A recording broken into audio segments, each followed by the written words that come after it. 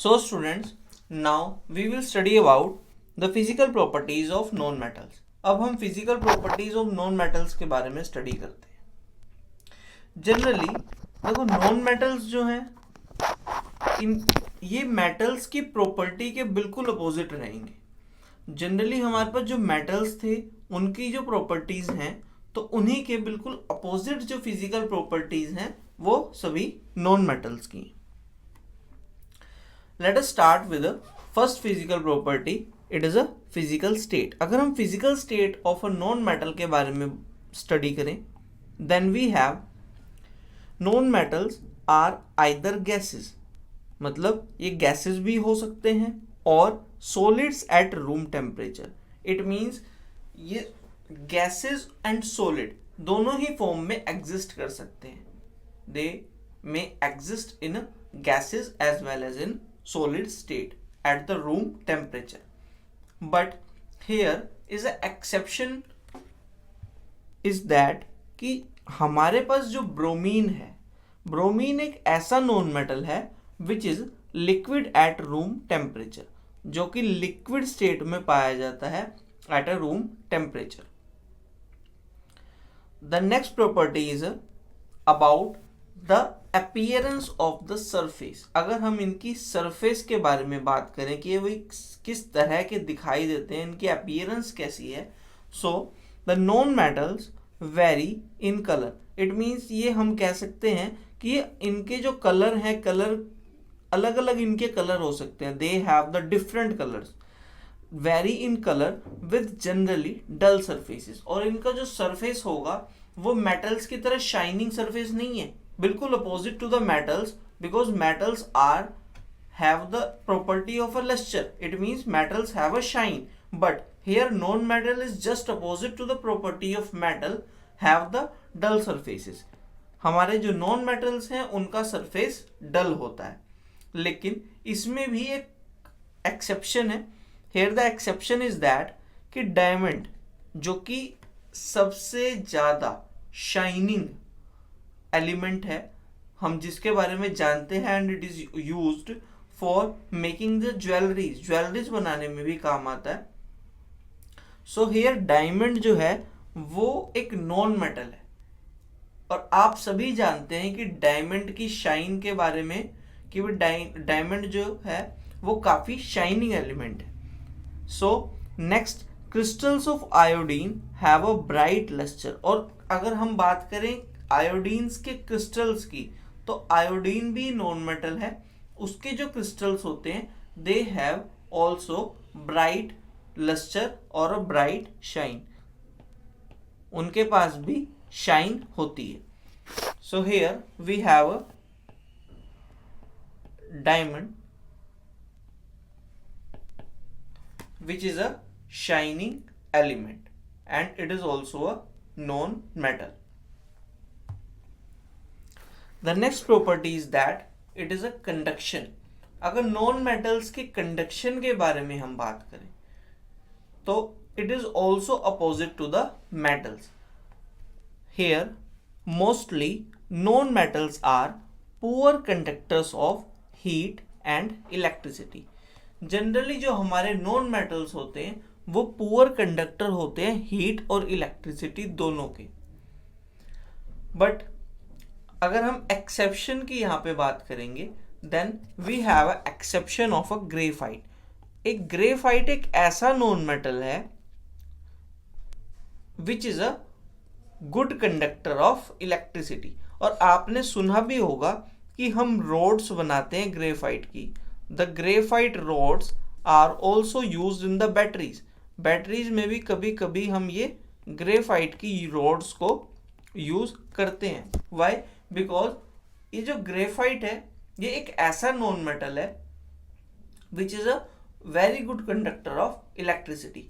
और इसी की एक और खास बात है, ये जो ग्रेफाइट है it is also used for making the pencil. आप देख सकते हैं here is a picture of graphite.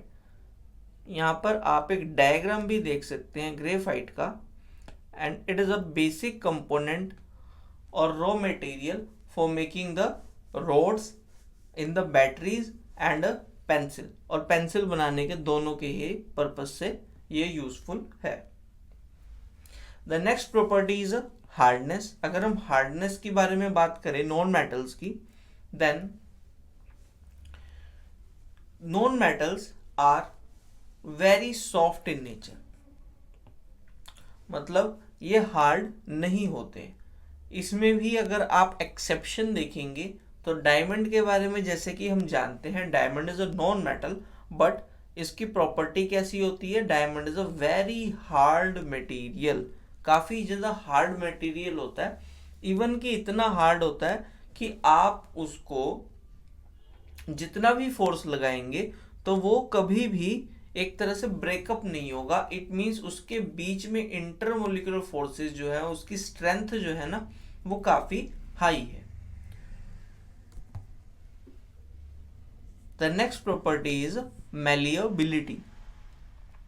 तो ये जनरली जितनी भी प्रॉपर्टीज हम नॉन मेटल्स के पढ़ रहे हैं, तो इन सभी प्रॉपर्टीज में these are opposite to the metals, because metals are malleable in nature, hence non metals are opposite to metals are non malleable in nature. It means ये जो हमारे नॉन मेटल्स हैं ये नॉन मैलिएबल और non ductile होते हैं।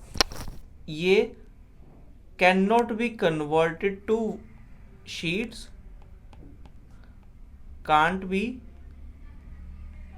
Converted to sheets, ना तो हम इनको शीट्स में कन्वर्ट कर सकते हैं और ना ही हम इनको वायर्स में कन्वर्ट कर सकते हैं, not in wires.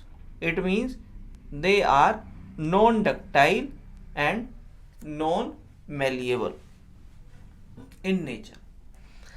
Sixth point के बारे में अगर हम बात करें तो these are also non sonorous. Non sonorous means they not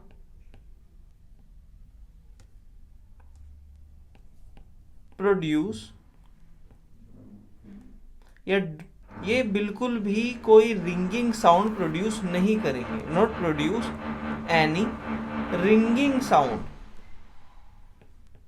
किसी भी तरह की रिंगिंग साउंड का इफेक्ट जो है प्रोड्यूस नहीं होगा अगर हम किसी भी नॉन मेटल को या किसी स्टिक से बीट करेंगे, तो ये रिंगिंग साउंड प्रोड्यूस नहीं करेंगे। So these are the not sonorous in nature.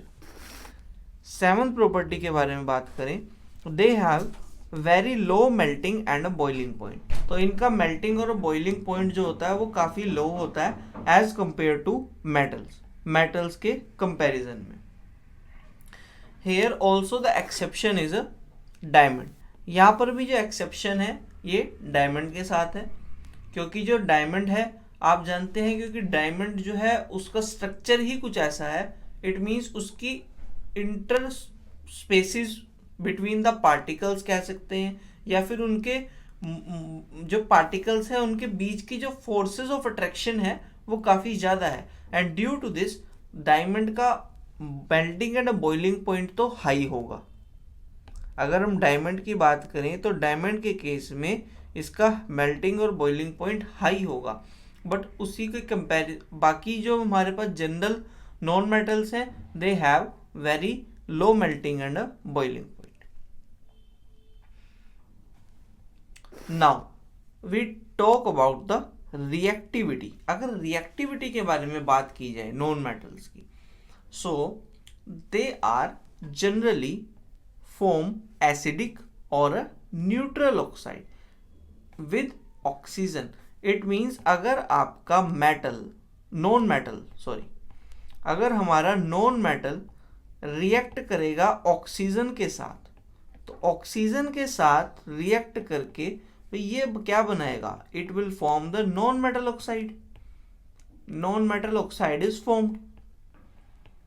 अगर हम नॉन मेटल ऑक्साइड की नेचर के बारे में बात करें, so it is basically acidic and neutral in nature. तो नॉन मेटल ऑक्साइड की जो हमारी नेचर होगी वो जनरली एसिडिक और न्यूट्रल